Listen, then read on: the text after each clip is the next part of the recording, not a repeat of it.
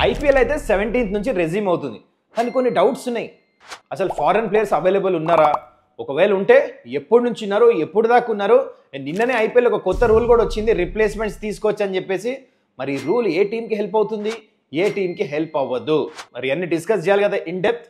చలో let's get into it.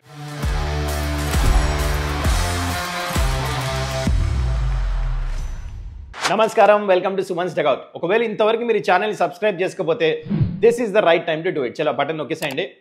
And coming to IPL, ఈ month 17th resume అవుతుంది, June 3 final. ఇంతవరకు playoffs venues decide అవ్వలే. అని ఇప్పుడు దాకా సోర్సెస్ నుంచి ఏం తెలుస్తుందంటే it might be in Mumbai and Ahmedabad. And దీనికి రీజన్ ఏంటి? ఇంతకుముందు మనకు తెలుసు హైదరాబాద్, కోల్కతాలో ఆడాలి ప్లే ఆఫ్స్, కానీ ఎర్లీ మాన్సూన్స్, రెయిన్ ఎక్స్పెక్ట్ చేస్తున్నారు, ప్లస్ వేరే రీజన్స్ కూడా. అందుకోనే ఇలాంటి చేంజెస్ మనం చూడొచ్చు. But still it's not confirm, just 50-50 news చెప్తున్నా. Let's keep our fingers crossed. Okay, మీకు ఆల్రెడీ స్కెడ్యూల్ తెలుసు. 2 డబుల్ హెడర్స్ ఆడుతున్నారు సండే, మిగతా అన్ని సింగిల్ హెడర్స్. అండ్ వెన్యూస్ కూడా త్వరలో తెలిసిపోతుంది మనకి, ప్లే ఆఫ్స్ కూడా, as I said earlier. Now let's move on to challenges అయితే బీసీసీఐ, ఐపీఎల్ గవర్నింగ్ కౌన్సిల్ వీళ్ళు యాక్చువల్లీ ఎదుర్కొంటున్నారు. ఎందుకంటే ఫైనల్ June 3 అవటం వల్ల మనకు తెలుసు WTC ఫైనల్ ఉంది, అదొక మ్యాచ్ ఉంది.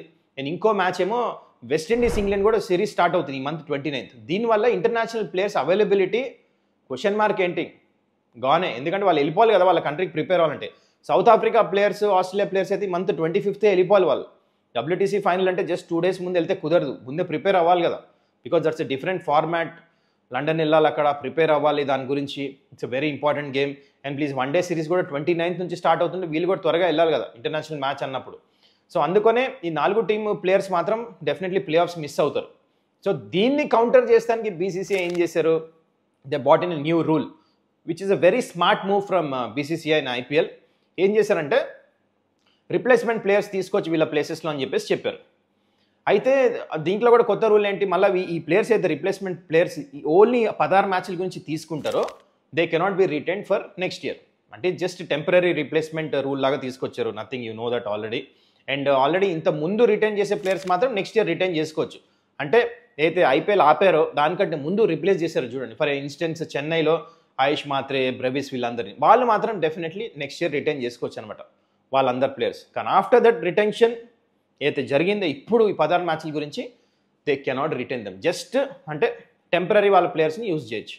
ఓకే, ఇప్పుడు మనం నెక్స్ట్ మాట్లాడదాం అసలు ఏ టీమ్ ప్లేయర్స్ ఎక్కువ ఎఫెక్ట్ అవుతున్నారు, which franchise actually getting affected more, ఎక్కువ ప్లేయర్స్ రిప్లేస్మెంట్, ఎక్కువ ఎవరు వెళ్ళిపోతున్నారు ప్లే ఆఫ్స్కి. That will discuss team by team. So నేను మాట్లాడబోతున్న ఓన్లీ 5 టీముల గురించే, మిగతా 5 టీములు వదిలేసిన, ఎందుకంటే వాళ్ళకి క్వాలిఫై అవ్వడానికి ఛాన్స్ లేదు. సో వాళ్ళకి ప్లేయర్స్ అవైలబుల్ ఉన్నా లేకపోయినా అంత ఫరక్ పడదు. కానీ నేను ఇప్పుడు మాట్లాడేది these 5 teams might actually qualify for playoffs, వీళ్ళకి చాలా ఫరక్ పడుతుంది. అందుకనే let's start off with first RCB. ఆర్సీబీకి 4 ప్లేయర్స్ మిస్ అవుతున్నారు ప్లే ఆఫ్స్కి. Bethell, Hazlewood, Shepherd and Ngidi. చాలా ఫరక్ పడుతుంది ఇది.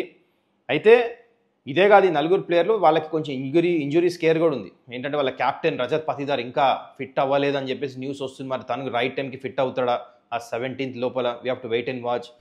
బిగ్గెస్ట్ మిస్ అంటే ఆర్సీబీకి Hazlewood. Can he be replaced? చాలా చాలా కష్టంగా ఉండబోతుంది. హేజల్వుడ్ ఎట్లయితే కాంట్రిబ్యూట్ చేశాడు ఈ ఐపీఎల్లో. బెథెల్ కూడా చాలా మంచిగా ఆడుతున్నాడు, మీరు చూశారు, తను కూడా ఫీల్డింగ్ అద్భుతంగా చేశాడు. షెపర్డ్ అయితే ఒక మ్యాచ్ తన సింగిల్ హ్యాండెడ్లీ తను గెలిపించాడు, ప్లేయర్ ఆఫ్ ద మ్యాచ్ వచ్చింది. అండ్ ఎంగిడి కూడా మంచి చేసి వికెట్స్ తీశాడు తను ఆడిన మ్యాచ్లో. సో ఆర్సీబీకి actually they are missing their core players, important ప్లేయర్స్ని రైట్ టైం. సో చూద్దాం మరి ఎట్లాంటి ప్లేయర్స్ రిప్లేస్మెంట్ తీసుకొస్తారు, రిప్లేస్మెంట్ హెల్ప్ అవుతుందా లేదా ముందు వీడియోలో మీకు చెప్తాను నేను. అండ్ నెంబర్ 2 టీం వచ్చేసి ముంబై ఇండియన్స్. వీళ్ళు 3 ప్లేయర్స్ ప్లే ఆఫ్స్కి they are not available. Number 1 Will Jacks, number 2 Rickelton and number 3 Corbin Bosch. అయితే వీళ్ళకి చూడండి టాప్ 3 బ్యాటర్స్లోంచి 2 ఎగిరిపోయారు. అది కూడా ఫరక్ పడుతుంది. రికెల్టన్ మంచిగా పర్ఫార్మెన్స్ చేస్తున్నాడు, లెఫ్ట్ హ్యాండర్, స్పిన్నింగ్ కూడా మంచిగా ఆడుతున్నాడు, అంటే ఇంపార్టెంట్ కాంట్రిబ్యూషన్స్. అండ్ మనకు తెలిసి విల్ జాక్స్ బ్యాట్తో అంత మంచిగా ఆన్ అండ్ ఆఫ్ ఉన్న, బౌలింగ్లో తను మంచిగా వేసి వికెట్లు తీస్తున్నాడు, అది మిస్ అవుతారు. అండ్ కార్బిన్ బాష్ కూడా ఆడిన మ్యాచ్లో he has contributed really well last ఓవర్స్లో, డెత్ ఓవర్స్లో. డెఫినెట్లీ ముంబై మిస్ అవుతుంది, కానీ Mumbai will definitely plan the replacements well అనిపిస్తుంది. లెట్స్ సీ, దాని గురించి కూడా మాట్లాడదాం. అండ్ ఇప్పుడు నెంబర్ 3 టీం వచ్చేసి Gujarat Titans. They are missing Buttler ప్లే ఆఫ్స్లో. బట్లర్, రబాడా, రుదర్ఫర్డ్ రబడ అంత ఫరక్ పడదేమో కానీ బట్లర్ అయితే నెంబర్ 3. ఇప్పుడు సాయి సుదర్శన్ ఇంకా శుభ్మన్ గిల్ మీద ప్రెషర్ ఉంటుంది కింద బట్లర్ లేకపోతే వాళ్ళు ఎట్లా ఆడాలి బ్యాటింగ్ అని చెప్పేసి ఇంకొంచెం టైం తీసుకొని లేట్గా ఆడదాం మెల్లిగా ఆడదాం అంటే స్ట్రైక్ రేట్ తగ్గుతుంది ఇవన్నీ మైండ్లో ఉంటాయన్నమాట. సో బట్లర్ మాత్రం చాలా ఫరక్ పడుతుంది. మరి ఎట్లా మేనేజ్ చేస్తారు గుజరాత్ చూడాలి.